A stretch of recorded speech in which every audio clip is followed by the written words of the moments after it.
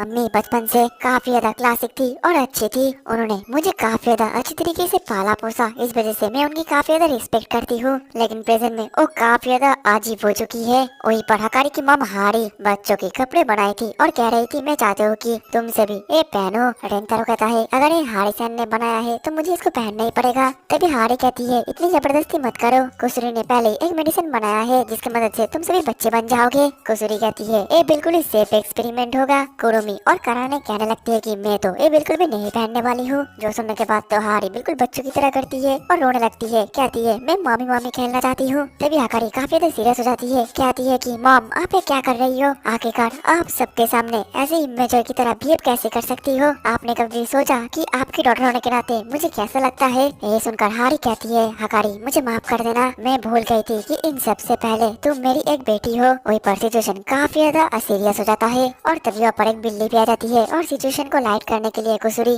अपना एक reverse medicine उस बिल्ली के ऊपर फेंकता है। लेकिन वो बिल्ली वहाँ से हट जाती है और रिवर्स मेडिसिन वहाँ पर असर हो जाता है। लेकिन जो रेंतारो था वो हकारी को बचा लेता है और फिर ब्लास्ट खत्म होने के बाद रेंतारो और हकारी जैसे बाकी सबको देखते हैं तो वो देख पाते हैं कि रिवर्स मेडिसिन की वजह से सभी के सभी बच्चे बन चुके हैं। ये देखकर रेंतारो शर्माने लगता है और कहता है सभी को कपड़े पहनाओ, मैं अपने गर्लफ्रेंड्स को ऐसे बिना कपड़ों में नहीं देख सकता। ये सुनकर हकारी ब्लश करने लगती है और अपने मन में कहती है ये तो बिल्कुल एक जेंटलमैन है। अब अगले दिन में वो दोनों मिलकर सभी बच्चे के डायपर पहना देते हैं। वहीं पर हकारी अपने मन में कह रही थी मुझे ऐसा लग रहा है कि मेरी शादी हो चुकी है और ये सभी हमारे बच्चे हैं। दूसरी तरफ जो रेंतारो था वो इन सभी बच्चे का क्यूटनेस को देखकर अपने मन में कहता है इस सभी के सभी तो बिल्कुल एंजल की तरह लग रहे हैं। फिर वो कहता है ये सब बच्चे हैं, इन लोगों को मेडिसिन देना ठीक नहीं रहेगा, हमें 1 घंटे तक इन लोगों को संभालना पड़ेगा। जिसके बाद तो जो शिजुका थी वो रोने लगती है और रेंतारो उसको संभालने की कोशिश करता है। तभी जो कुरुमी थी उसको भूख लगना शुरू हो जाता है और वो हकारी के चंगुमंगू को देखकर खाने की कोशिश करता है। विपर नानो बाहर निकलने वाली थी लेकिन रेंतारो उसको टाइम से पकड़ लेता है और कहता है कि ऐसा मत करो। लेकिन नानो तो रेंतारो के आंखों में अपनी उंगली घुसा देती है जिस वजह से रेंतारो को काफी ज्यादा दर्द होता है। वहीं पर दूसरी तरफ कुसुरी तो रिवर्स मेडिसिन पीने वाली थी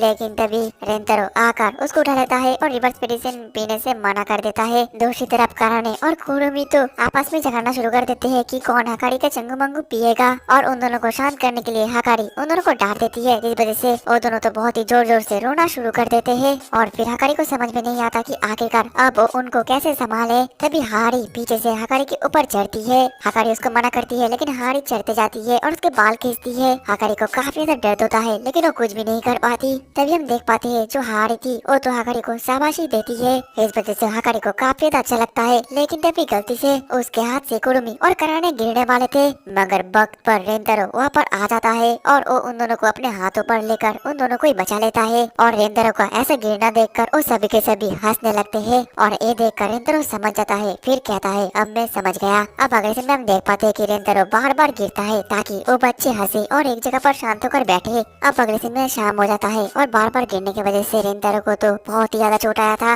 लेकिन दूसरी तरफ वो बच्चे तो हंसते हंसते सो जाते हैं जिसके बाद हकारी रेंतारो का बैंडेज कर देती है और फिर वो कहने लगती है मुझे अब समझ आया कि पेरेंट बनना काफी ज्यादा कठिन है। रेंतारो कहता है हारी ने मुझे एक बार बताया था। हकारी कहती है कि क्या जब वो छोटी थी तब उनको मुझे पालने में काफी ज्यादा दिक्कतें आई थी यही ना। रेंतारो कहता है कि नहीं, उन्होंने मुझे एक बार कहा था कि उनके जीने का बस तुम ही एक रास्ता हो, एक उज्जवल किरण हो। ये सुनकर हकारी को काफी ज्यादा अच्छा लगता है। अब अगले दिन में मेडिसिन का असर खत्म हो जाता है और वो सभी फिर से नॉर्मल हो जाते हैं। लेकिन हारी तभी भी रो रही थी और कह रही थी मैं चाहती थी कि तुम सभी बेबी बन जाओ ना कि मैं। तभी हकारी हारी के पास आकर कहती है मॉम पिछले समय के बर्ताव के लिए मुझे माफ कर देना। हारी कहती है हकारी तुम्हें माफी मांगने की कोई जरूरत नहीं है, बल्कि माफी तो मुझे मांगनी चाहिए जो कि मैं अपने आप को कंट्रोल नहीं कर पाती हूँ। मुझे तुम्हारे फीलिंग्स को और भी अच्छे तरीके से समझना चाहिए। हकारी कहती है कि नहीं मॉम, आप जैसी भी बर्ताव करती हो आप मेरी मॉम हो और मैं आपसे काफी ज्यादा प्यार करती हूँ और रिस्पेक्ट भी करती हूँ क्योंकि पहले आपने कभी भी मजा नहीं किया और अपनी लाइफ को अच्छे तरीके से नहीं बिताया।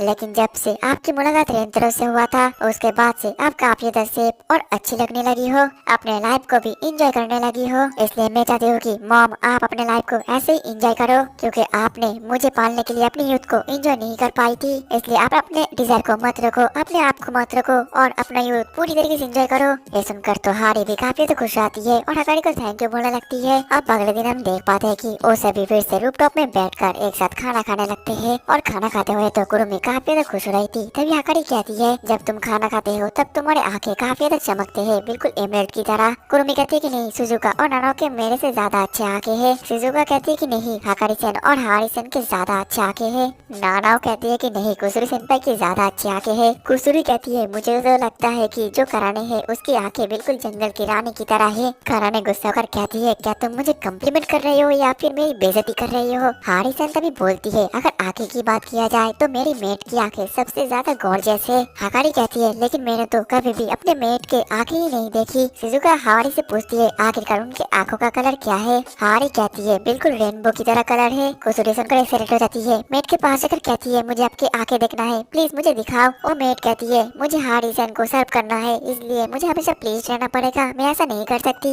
हारी कहती है मैं अलाउ करती हूँ, तुम अपने आंखें दिखा सकती हो। जिसके बाद वो मेट अपने आंखें खोलने की कोशिश करती है लेकिन वो अपने मसल को नहीं हिला पाती। कहने लगती है बहुत समय से आंखें बंद करने की वजह से मैं अपने मसल को नहीं हिला पा रही हूँ। फिर वो से भागने लगती है। कहती है मैं अपने आँख के पत्ते काट कर आती हूँ ताकि मैं अपने आंखें खोल सकूँ। हारिसन बोलती है तुम्हें ऐसा करने की कोई जरूरत नहीं है। फिर वो कहती है मेट इतना ज्यादा लॉयल होते हैं कि समटाइम ये काफी ज्यादा स्कैरी है। कुरुमी तभी कहने लगती है अगर तुम अपने आंखें ही नहीं खोल पाती तो तुम सारा काम कैसे करती हो, सब कुछ कैसे सेंस करती हो। और मेट कहने लगती है मैं सब कुछ सुनकर, सेंस करके और सुनकर काम करने की कोशिश करती हूँ। तभी आसमान से एक फूल का वास नीचे गिरने लगता है लेकिन मेट बहुत स्पीड से जाकर उसको बचा लेती है। ये देखकर कराने गुस्सा हो जाती है और कहने लगती है आखिरकार आसमान से एक बास कैसे गिरा। दूसरी तरफ तभी शिजुका के दिमाग में एक आइडिया आता है और वो मेट सन के पास जाकर थोड़ा सा भूख करती है।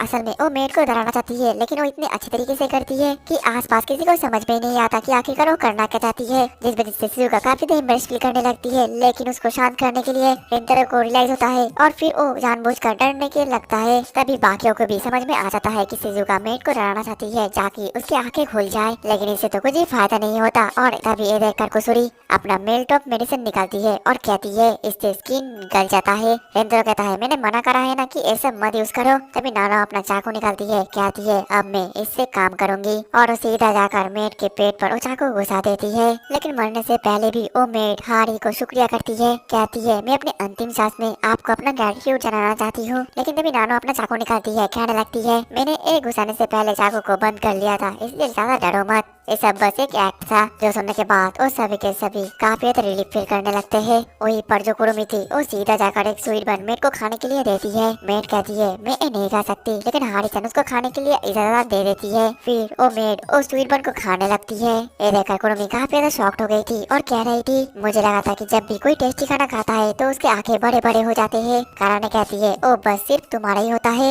इसके बाद रेंटरो कहने लगता है मैंने सुना है कि कोई अगर खुश होता है तो उसके आंखें खुल जाता है। ये सुनकर हाकारी पूछ लगती है कि मेट आप खुश कैसे होती हो। वो मेट बोलती है जब हारिसन खुश होते हैं उनकी खुशी में मेरी खुशी है। हाकारी कहती है तो फिर मॉम आप किस तरीके से खुश होती हो। हारी कहती है रेंटरो और तुम सभी से कोजी होने के बाद मैं काफी ज्यादा खुश रहती हूँ। ये सुनने के बाद जो हाकारी थी वो कराने को जबरदस्ती अपने मॉम के साथ कोजी होने के लिए कहती है। कराने बार बार मना करती है लेकिन हाकारी उसको जबरदस्ती करती है। जिसके बाद तो कराने भी भावुक हो जाती है और फिर वो धीरे धीरे हाकारी के मॉम के साथ, लेकिन हाकारी उसको मारकर फेंक देती है। कहती है मैं तो बस मजाक कर रही थी, तुम सच में मेरे सब मॉम के साथ कोजी हो रहे थे। फिर रेंटरो तो काफी ज्यादा सोच में पड़ जाता है। अपने मन में कहता है डराने के बाद भी उन्होंने अपना आंखें नहीं खोला, खुश होने के बाद भी, खाना खाने के बाद भी, दुख होने के बाद भी उन्होंने अपना आंखें नहीं खोला। मुझे कुछ करना पड़ेगा ताकि मेरे गर्लफ्रेंड उनकी आंखें देख सके। फिर उसके दिमाग में एक आइडिया आता है और कहता है मैंने सुना है कि अगर कोई हंसता है तो उसके आंखें खुल जाता है। कराने कहती है लेकिन वो तो हंसी ही रही है। रेंटरो कहता है मैं नॉर्मल हंसी के बारे में बात नहीं कर रहा, मैं जोर जोर से हंसी के बारे में बात कर रहा हूँ। कराने कहती है लेकिन आखिरकार तुम ऐसा कैसे करोगे। रेंटरो कहता है मैं उनको एक फनी जोक सुनाऊंगा और फिर वो उस जोक को सुनाने लग जाता है। जो सुनकर वो मेट तो नॉर्मल हंसने लगती है लेकिन अंत में रेंटरो ये कहता है कि ये जोक मुझे हारिसन ने सुनाया था। जो सुनकर तो वो मेट अपने आंखें खोल देती है और वो जैसे ही एक दोनों अपने आंखों में देखते हैं तो उन दोनों के बॉडी में झटका लगना शुरू हो जाता है। ये देखकर रेंटरो समझ जाता है कि ये मेट भी उसका ही एक सोलमेट है। वही दूसरी तरफ बाकी लड़कियां तो शॉक्ड हो जाती है उसकी आंखों देखकर और पूछ लगते हैं आखिरकार उसने अपनी आंखें कैसे खोला। रेंटरो कहता है तुम लोगों ने तो देख ही लिया होगा कि ये मेट हारिसन के लिए कितना ज्यादा लॉयल है, इसलिए अगर हारिसन खुद जोक सुनाए तो वो तो हंसेगी। ये सब सुनने के बाद तो सभी कहने लगते हैं रेंटरो तुम तो काफी ज्यादा एक इंटेलिजेंट हो। वही दूसरी तरफ वो मेट तो काफी जोरों से ब्लश करना शुरू कर देती है। ये देखकर हारी कहने लगती है मेट क्या तुम रेंटरो के फेस को देखकर प्यार में गिर चुके हो। जो सुनकर तो बाकी की लड़की भी शॉक हो जाती है और अपने मन में कहने लगती है इससे तो मैं पूरी तरीके से रिलेट कर पा रही हूँ। जिसके बाद तो सभी एक के बाद एक मान जाते हैं कि मेट को यहाँ वो लोग रख सकते हैं, उनको कोई प्रॉब्लम नहीं है क्योंकि वो काफी ज्यादा अच्छी है। लेकिन तभी वो मेड कहने लगती है मैं ऐसा नहीं कर सकती क्योंकि रेंतरो sama मेरी मिस्ट्रेस की बॉयफ्रेंड है,